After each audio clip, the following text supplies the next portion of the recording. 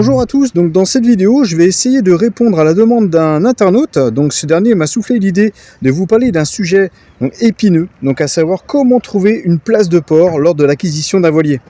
Donc j'ai trouvé ce sujet très intéressant et je le remercie de l'avoir apporté en commentaire. Donc il est vrai qu'on en parle très rarement sur YouTube.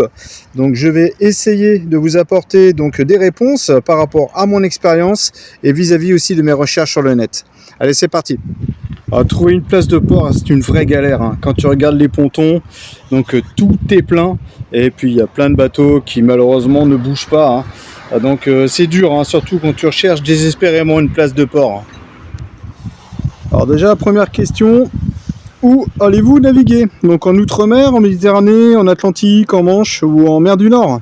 Donc la France, c'est un magnifique pays qui dispose en tout de 20 000 km² de trait de côte, donc que ce soit en France métropolitaine ou en Outre-mer. Donc c'est vrai qu'on a le choix. Donc au sein de ces vidéos, je ne vais pas parler des plans d'eau en eau douce, car j'avoue, je n'y connais rien du tout. Donc je ne vais pas du tout en parler.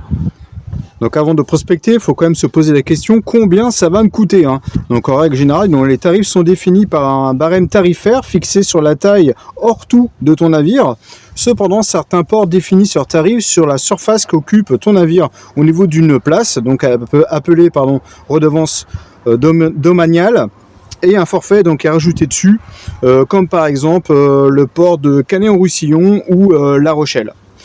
Dans certains ports en Méditerranée, une taxe supplémentaire est appliquée si tu vis à bord, par exemple, parce que les exploitants estiment que tu consommes plus d'eau et d'électricité, donc tu payes en plus. C'est discutable, on n'est pas là pour ça. Je sais par exemple au Moulin Blanc, en Bretagne, à Brest, cette taxe n'existe pas. Donc pour info, tous les tarifs des ports sont accessibles via leur site internet.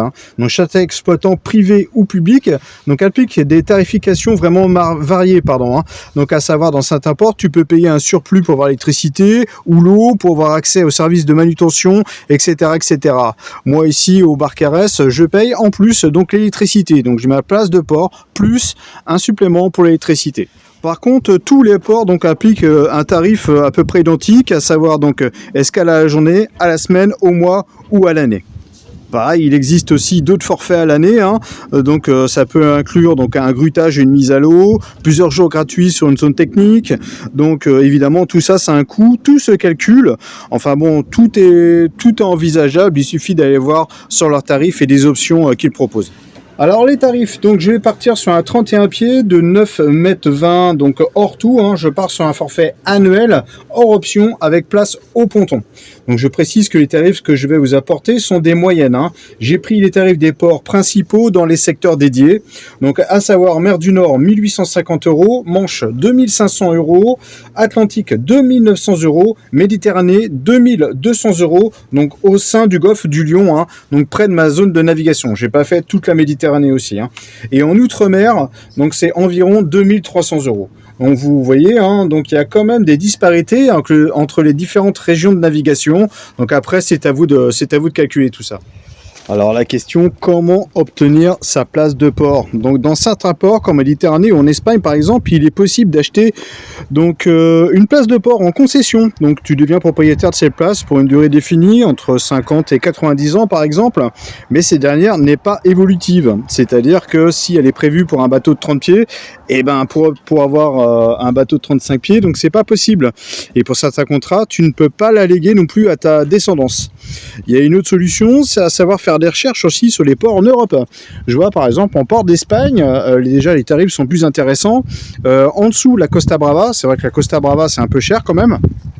Mais il y a d'autres ports qui peuvent être intéressants. Par exemple en Grèce, je sais qu'il y a des ports qui sont gratuits ou autres. Et c'est vrai que c'est à militer. Ça dépend si vous voulez être proche de votre bateau ou pas, quoi. C'est vrai que ça apporte des contraintes supplémentaires, mais c'est une possibilité. Eh bien sinon, tu déposes une demande d'anneau au sein d'un port et tu bah tu attends, et tu attends très très longtemps, des fois plus de 10 ans pour avoir une place, comme par exemple à Hendaye, hein, pour un 31 pieds, c'est plus de 15 ans, le Cap Breton, c'est plus de 10 ans, donc en Méditerranée, c'est entre 5 et 7 ans, enfin dans le golfe du Lion, hein, et puis c'est une moyenne. Hein. Sinon, il y a aussi une autre possibilité, bah, tu achètes ton navire via un professionnel, soit en concession, soit avec un broker. Donc, dans certains ports, donc les professionnels disposent de places de port dédiées. Donc, c'est un arrangement avec la capitainerie. Hein. Cela favorise le business local et permet d'attirer des clients, ce que je peux comprendre. Hein. Ce sont les professionnels qui effectuent donc les démarches auprès de la capitainerie. Tout le monde se connaît dans le milieu de la plaisance, hein. Tout est possible, tout est négociable et généralement tu récupères la place de port avec le bateau. Hein.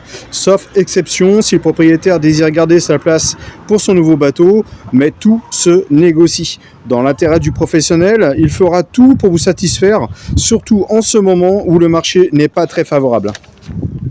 Pour ma part, j'ai acquis mes bateaux avec des professionnels avec leur place de port. Donc cela reste possible avec l'accord de la capitainerie. Donc j'ai eu 3 bateaux donc, au sein des Pyrénées-Orientales. J'ai été basé donc dans 3 ports différents. Mais cela, c'est une chance. Hein. Donc, en Méditerranée, attention, tous les ports n'acceptent pas cette doléance. Hein, mais cela leur permet de poursuivre sur le même contrat. Donc il n'y a pas de rupture de celui-ci. Donc la place est toujours pleine. Seul le nom du propriétaire change. Donc c'est vrai que pour eux, ça apporte aucun souci hein, sur le plan administratif.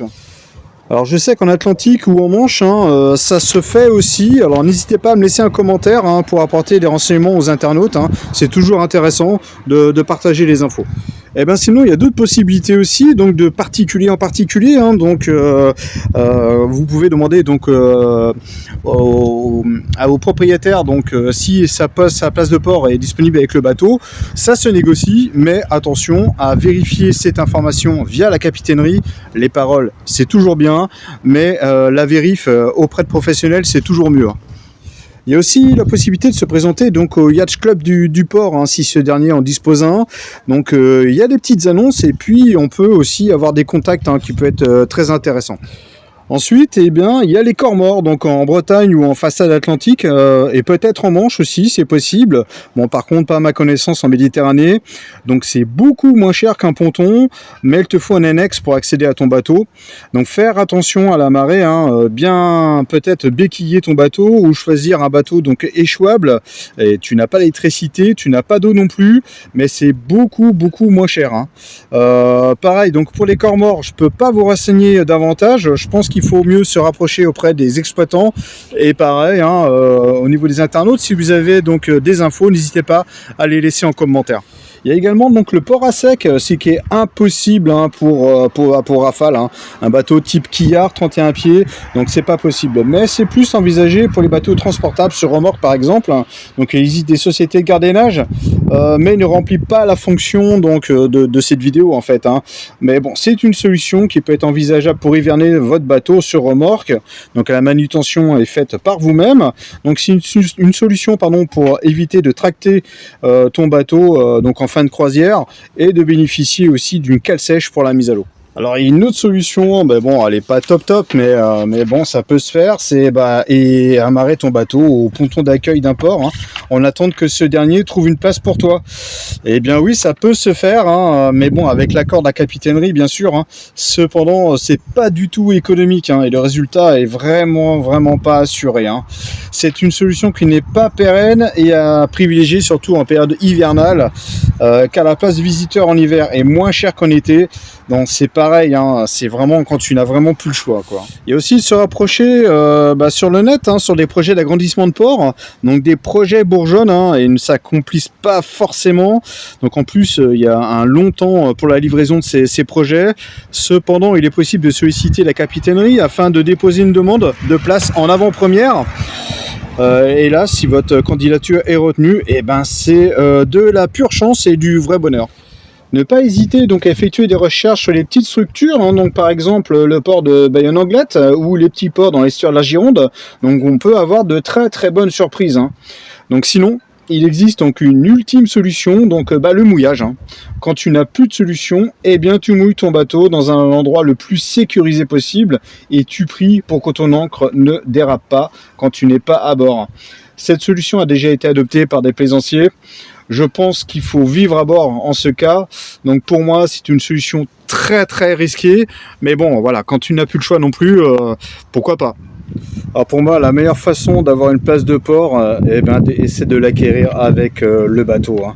Je ne vois pas d'autre solution car le temps d'attente est très très long. Donc ton projet s'éternise. Certains ports va même te demander de payer chaque année afin de rester sur la liste d'attente. Donc c'est vraiment de la folie. Hein. Donc je parle pour la Méditerranée, je sais que les ports sont actuellement à la chasse des bateaux ventouses, hein. Ce sont souvent des bateaux donc laissés à l'abandon, comme par exemple ces deux-là en fond de ponton là, donc c'est souvent des personnes décédées et puis bon les bateaux restent là. Donc c'est vrai que en ce moment il y a une grosse épuration là en Méditerranée. Donc c'est le moment de se rapprocher peut-être des capitaineries et surtout du capitaine du port hein, qui peut-être vous apportera une solution.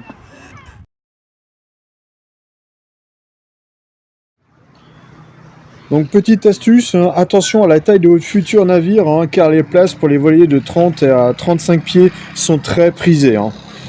Par contre vous allez pouvoir avoir un peu plus de chance avec des bateaux donc entre 18 et 22 pieds, là généralement il y a un peu plus de place.